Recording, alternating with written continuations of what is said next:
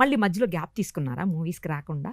అలాగేం లేదండి, మా పెళ్ళయింది, పాప పుట్టింది, ఓకే అట్లా పర్సనల్ లైఫ్ కొంతకాలం పాటు గడిచిపోయింది. ఓకే మళ్ళీ దిక్కులు చూడకు రామయ్య అని 2014లో ఒక రీఎంట్రీ. ఆ తర్వాత బుడుగు అని ఒక మూవీ చేశాను అప్పుడే, అది చేస్తున్నప్పుడే సైమల్టేనియస్లీ. ఆ తర్వాత లయన్లో బాలయ్య బాబు గారితో ఒక క్యూట్ బట్ చిన్న క్యారెక్టరే, but it's a good character, అదొకటి కూడా తగిలింది. అవన్నీ చేస్తున్నప్పుడు మా మమ్మీ వాళ్ళు చనిపోయారు. సో పాపకు అప్పుడు 6 years, 5 or 6 years. సో తనని ఎక్కడికి ఎవరి దగ్గరికి అప్పచెప్పి రావాలన్నది పెద్ద క్వశ్చన్ మార్క్ అండి. సో మళ్ళీ ఒక గ్యాప్ పడింది. ఆ తర్వాత మళ్ళీ శతమానం భవతితో, ఎందుకంటే అప్పుడు ఏదైనా హెల్త్ ఇష్యూనా? ఆవిడకి చాలా కాలంగా హార్ట్ ప్రాబ్లం అండి, వాల్వ్ రీప్లేస్మెంట్ చేయడం కూడా జరిగింది. ఆ తర్వాత ఒక 12-13 years సర్వైవ్ అయ్యారు. అది ఇంకా తట్టుకోలేక బాగా వీక్ అయిపోయి 2014లో చనిపోయారు. ఇప్పుడు ఏం చదువుతుందండి పాప? 9th standard. ఇప్పుడు ఓకే కదా, ఇంకా తను చూసుకోగలుగుతుందేమో. చూసుకోగలుగుతుంది. అలాగే నాన్నగారు బాగా సపోర్ట్ చేస్తారు, మాతోనే ఉన్నారు నాన్నగారు, సపోర్ట్ చేస్తారు. అండ్ మా ఆయన కూడా, ఆయనకి వర్క్ ఉన్నంత వరకు మా నాన్నగారు చూసుకుంటారనమాట. ఆయన ఎంత త్వరగా అయితే అంత త్వరగా వర్క్ ఫినిష్ చేసుకుని రావడం, ఆయన సపోర్ట్ కూడా ఉండడం వల్లే నేనేదో చేయగలుగుతున్నానండి. లేకపోతే ఫ్యామిలీ సపోర్ట్ లేకపోతే చేయలేమండి, ఆడవాళ్ళు వర్క్ చేయడం అన్నది ఇంకా ఇంపాసిబుల్. నిజానికి ఫస్ట్ ఇన్నింగ్స్, సెకండ్ ఇన్నింగ్స్ ఉంటాయి, మీకు థర్డ్ ఇన్నింగ్ కూడా ఉన్నట్టుంది. అలాగేం నేను అనుకోవట్లేదండి, బికాస్ నేను ఎప్పుడు ఇండస్ట్రీ నుంచి వెళ్ళిపోయినట్టు దూరం అయినట్టు నేను ఎప్పుడు అనుకోలేదండి. ఎందుకంటే మధ్యలో పాప పుట్టిన తర్వాత కూడా నేను చెన్నైలోనే ఒక 2 serials అయితే వర్క్ చేశానండి. బాలచంద్ర గారి డైరెక్షన్లోనే ఒక సీరియల్ చేశానండి. ఆ ఒక అద్భుతమైన ఆపర్చునిటీ, వీక్లీ అండి, వీక్లీ. సో అటువంటి ఒక మంచి ఆపర్చునిటీ ఒకటి నాకు దక్కింది. ఆ తర్వాత మన రాధికా గారిది ఎస్పి బాలసుబ్రహ్మణ్యం గారు నాన్నగారు, నేను కూతురు. అసలు ఆ కాంబినేషన్ వినగానే వెంటనే ఒప్పేసుకున్నాను నేను. సార్తో కలిసి చేయడం, ఆయన్ని నేను నాన్న అని పిలవడం, ఆ తర్వాత అంతా కలిసినప్పుడల్లా నేను నాన్న అని పిలిచేదాన్ని, ఆయన అమ్మ అని పిలిచేవారు. సో అది ఒక మర్చిపోలేని. సో నేను ఎప్పుడు అవే అంటే కంప్లీట్లీ అవే కాదండి, ఏదో ఒక రకంగా టచ్ లోనే ఉన్నాను. బిగ్ స్క్రీన్ కే కొంచెం దూరం ఉన్నారు అంతేనండి. ఇప్పుడు థర్డ్ లో అయితే మరీ దగ్గర అయ్యారు మీరు జనాలకు. అసలు ఫస్ట్ సెకండ్ ఏమో గానీ థర్డ్ లో బాగా దగ్గర అయిపోయారు. ఏమనుకుంటున్నారు రీజన్స్ ఇంతగా దగ్గర అవడానికి? అంటే చిన్న పిల్లలకి సైతం దగ్గర అవడానికి అదేం లేదండి, టైం అంతేనండి. టైమా? ప్రతి ఒక్కరు ఏమనుకుంటారంటే మనం ఏదో చేసాము, చాలా కరెక్ట్గా ప్లాన్ చేసాము, చాలా క్యాల్కులేటెడ్గా ఉన్నాము అని అంతా అనుకుంటారు, కానీ అది ఏది నిజం కాదండి. అంత టైం అండ్ మనకు రాసి పెట్టుంటే అది జరుగుతుంది, అంతేనండి. ఎవ్రీథింగ్ ఇస్ ప్రీ రిటర్న్, అంతే. కరెక్ట్. ఏది ఎలా రాసి పెట్టుంటే అది అలా జరుగుతూనే ఉంటది. మనం చాలా అనుకుంటాం చేంజ్ చేద్దామని, కానీ మేబీ చేంజ్ కాదు కండి. మనం కొన్ని విషయాలు, నేను ఇది ప్లాన్ చేశాను రా, అది అలా కరెక్ట్గా ఆ టైం. నిజం చెప్పాలంటే అండి, ఎవ్వరు ఏమీ ఇక్కడ చేసేది ఏం లేదండి. మనకు అది టైం కుదిరి వచ్చిందంటే అది అలా జరిగిపోతుంది. అంతే. టైం కుదరలేదనుకోండి, మీరు ఎన్ని ఇది చేసినా ఇంకా జరగదు అది. కరెక్ట్. ఎన్ని ప్రయత్నాలు చేసినా జరగదు. కరెక్ట్. సో ఇదేదో ఇప్పుడు మళ్ళీ నా టైం బాగుంది, భగవంతుడు నన్ను అలా బ్లెస్ చేశారు, అంతే. మళ్ళీ ఎలా అండి ఇందులోకి ఎంట్రీ ఎలా వచ్చింది? అంటే శ్రీదేవి డ్రామా కంపెనీ కావచ్చు, లేకపోతే అదే బికాస్ ఆఫ్ జబర్దస్త్ అండి.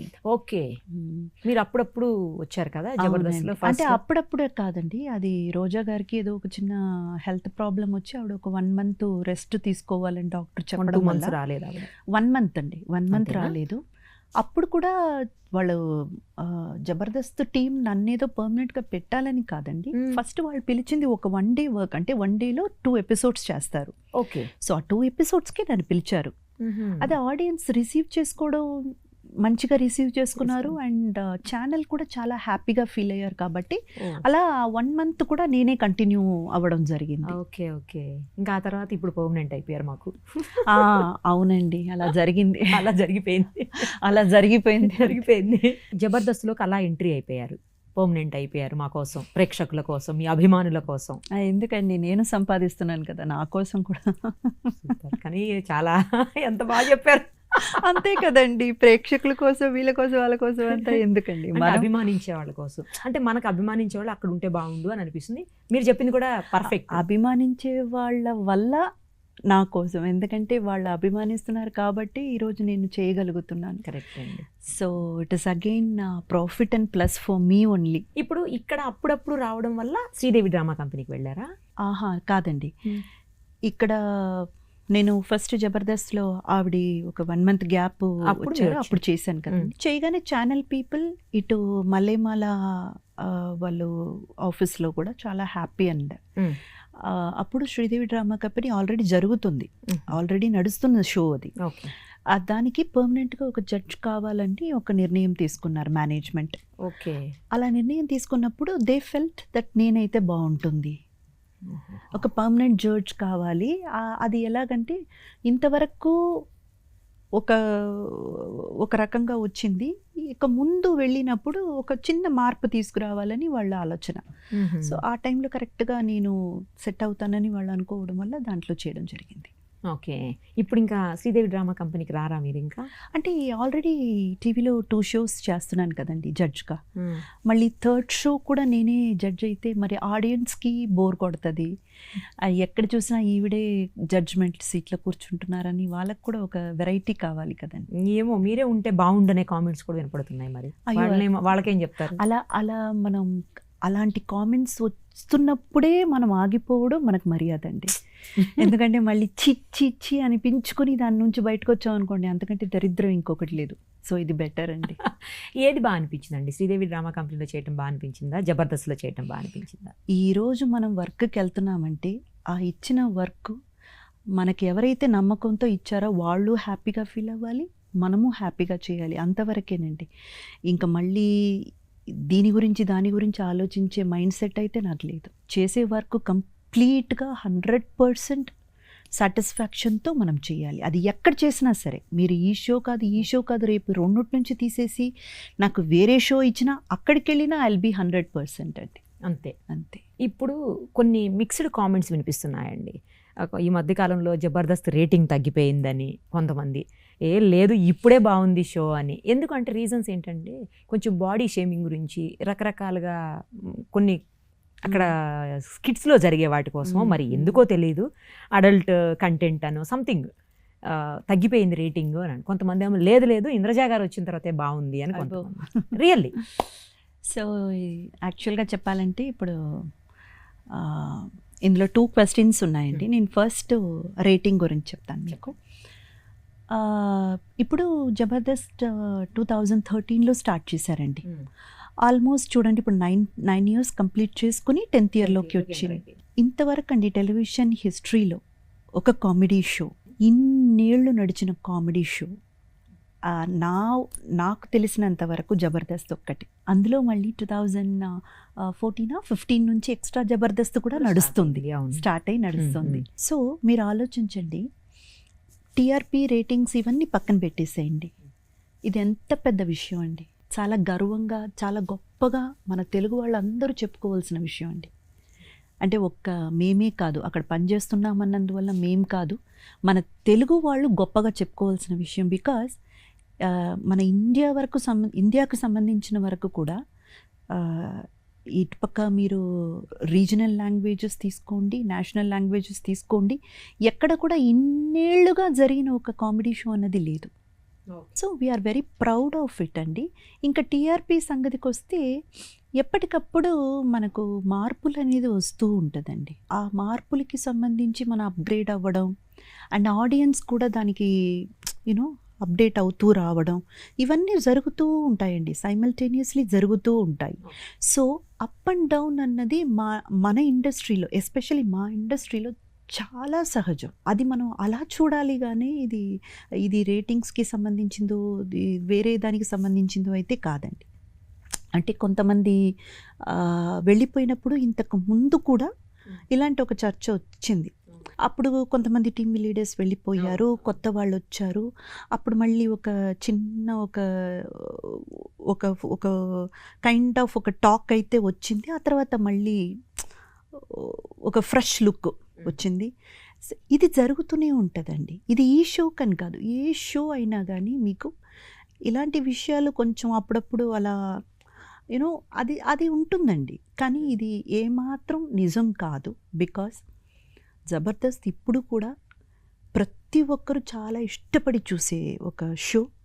అండ్ నేను చేస్తున్నానని కాదండి, నేను ఎయిర్పోర్ట్లో కలిసిన వ్యక్తులు కానివ్వండి, నేను బయట కలిసే వ్యక్తులు కానివ్వండి, లేదా నాకు సంబంధించి నేను వింటున్న కామెంట్స్ కానివ్వండి, every one like Jabardasth. So వాళ్ళకి ఏదో ఒక రకంగా చాలా రిలాక్స్గా, చాలా రిఫ్రెషింగ్గా ఫీల్ అయ్యే ఒక షో అనమాట. సో డెఫినెట్గా ఇది ఒక చిన్న ల్యాబ్స్ అంతేనండి. Because there are lots and lots of changes happened. మీరు అన్నది కరెక్టే.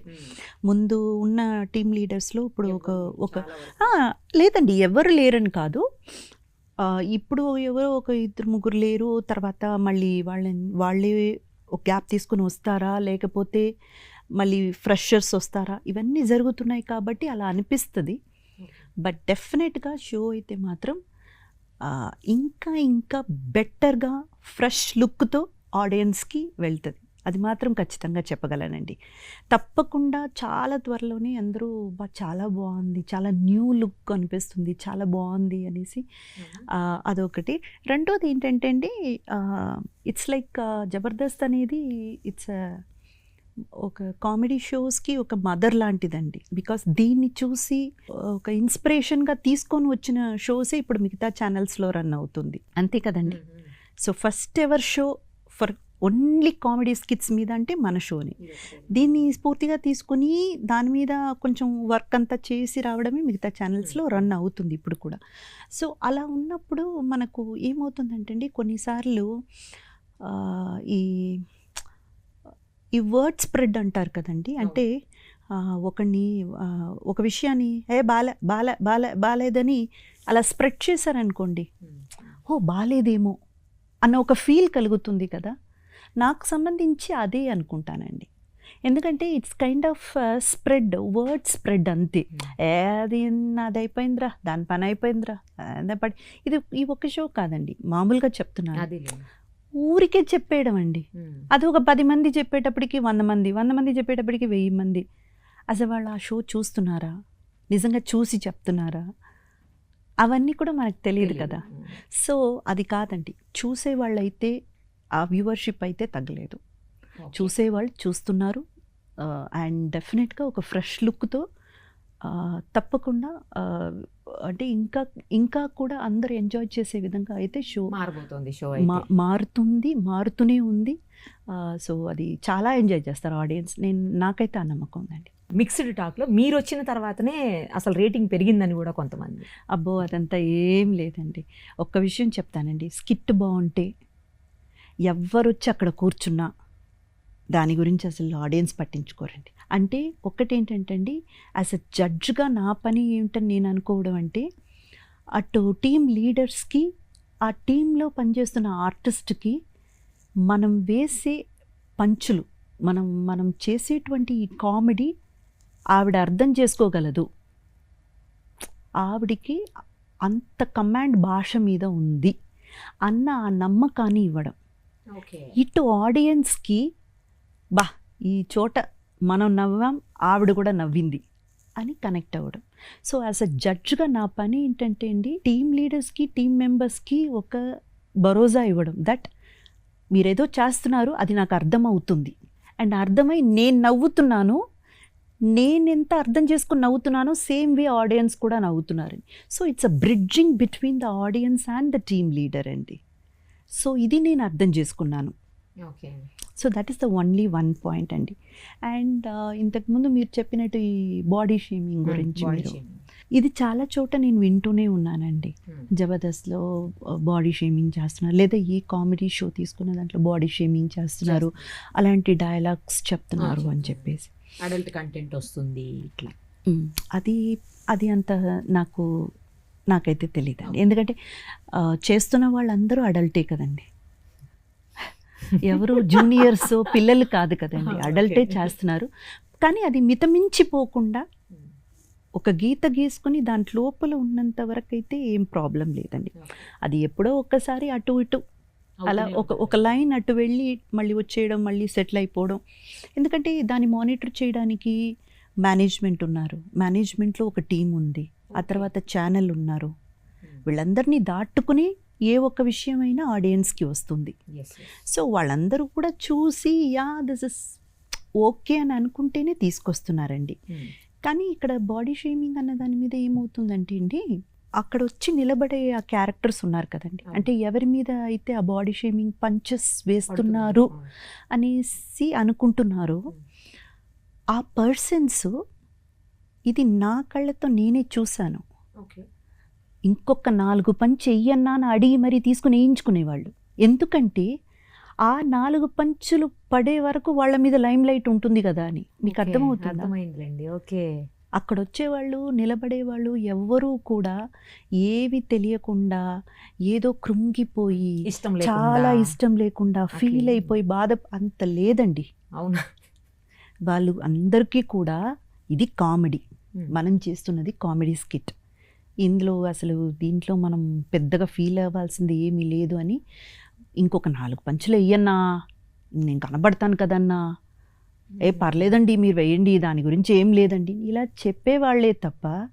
అంటే నేను నిజంగా చెప్తున్నానండి, బాడీ షేమింగ్ అన్నది ఏంటంటే అండి, ఎవరో ఒకరు వ్యక్తిపరంగా చాలా కృంగిపోయి ఫీల్ అయిపోయి ఒక అయ్యో ఇది ఎవరైనా ఏమైనా చెప్పేస్తారా అనేసి చాలా సిగ్గుతో తల ఉంచుకునే ఒక పొజిషన్లో ఉన్నప్పుడు వాళ్ళని నొప్పించాలని, వాళ్ళని బాధ పెట్టాలని వాళ్ళ మీద వేసేదే బాడీ షేమింగ్ అవుతుందండి. అలాంటిది బయట జరగవచ్చేమో కానీ అండి, ఆన్ స్క్రీన్లో స్టేజ్ మీద అయితే అలాంటిది ఏది జరగదండి. ఎందుకంటే రిహార్సల్స్లో వాళ్ళు చూస్తారు, వాళ్ళు అక్కడే చెప్పొచ్చు కదా, అన్న నా మీద ఇలా మాట్లాడకు, ఇలాంటి పంచ్ వేయొద్దు సార్ ప్లీజ్, నేను అది ఐ కాంట్ టేక్ ఇట్ చెప్పొచ్చు కదా. అలాగంతా లేదండి, వాళ్ళందరూ అదంతా తెలుసుకుని. అండ్ అలా చూసామనుకోండి, పొట్టిగా ఉన్నవాళ్ళు, పొడుగ్గా ఉన్నవాళ్ళు, తెల్లగా ఉన్నవాళ్ళు, నల్లగా ఉన్నవాళ్ళు, లావుగా ఉన్నవాళ్ళు, సన్నగా ఉన్నవాళ్ళు, అంటే మనం దేని గురించి మాట్లాడినా అయితే బాడీ షేమింగే అవుతుంది. అవును, కరెక్ట్ అండి. అది ఇప్పుడు ఉంగరాల జుట్టు ఉంటే, ప్లెయిన్గా స్ట్రైట్ జుట్టు ఉంటే అన్ని బాడీ షేమింగ్ కిందే కదండి వస్తుంది. ఇప్పుడు మామూలుగా మనం పిలుచుకోమా అండి, మన ఫ్రెండ్స్ వాళ్ళని పిలుచుకోమా, రే వండోడా అని మనం పిలవమా, పొట్టిగా ఏ పొట్టి ఇట్రా అంట, రే పొట్టోడా ఇట్రా అని చెప్తాం, అంతే కదండి. అమ్మాయి పొట్టిగున్నా పొట్టి ఇట్రా, అంతే కదండి. అది కామెడీ కింద వచ్చినప్పుడు, కామెడీ స్కిట్లో వచ్చినప్పుడు అక్కడున్న ఆర్టిస్టులు ఎవరిని కూడా బాధ పెట్టే విషయం అయితే జరగలేదండి. వాళ్ళేదో ఫీల్ అయిపోయి అలా ఏమో బాధపడిపోయి అదేదో వీళ్ళు తీసుకుని పెద్ద విషయం అదంతా ఏమీ లేదండి. ఆ మొత్తం వాళ్ళ యాక్సెప్టెన్స్తోనే ఆ స్కిట్లో ఆ పంచులు వేయడం జరుగుతుంది. ఇది నేను కళ్ళారా చూశానండి. సో దాని వరకు అయితే నేను చెప్పగలను. రూల్డ్ అవుట్ ఇంకా. రైట్.